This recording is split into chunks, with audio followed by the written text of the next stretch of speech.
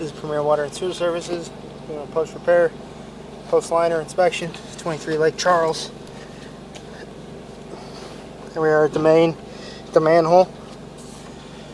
After we installed our liner, we stubbed the liner out into the manhole, probably about 4 or 5 inches.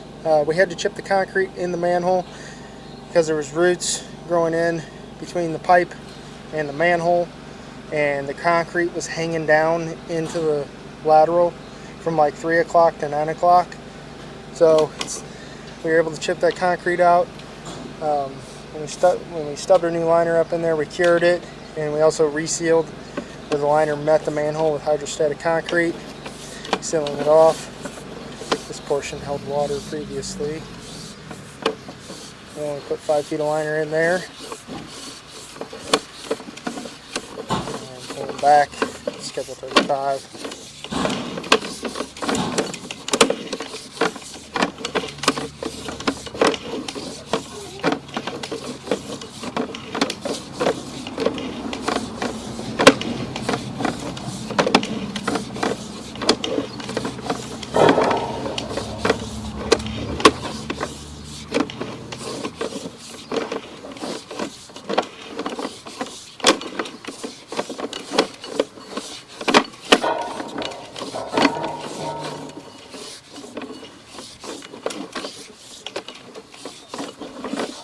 Hey, there we are at the bottom of the drop.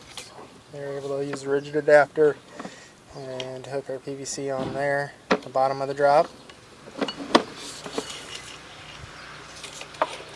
There's the bottom of our clean out. Facing upstream, we were able to use the rigid adapter and hook on upstream as well. Alright, there's our house line. And that concludes the video.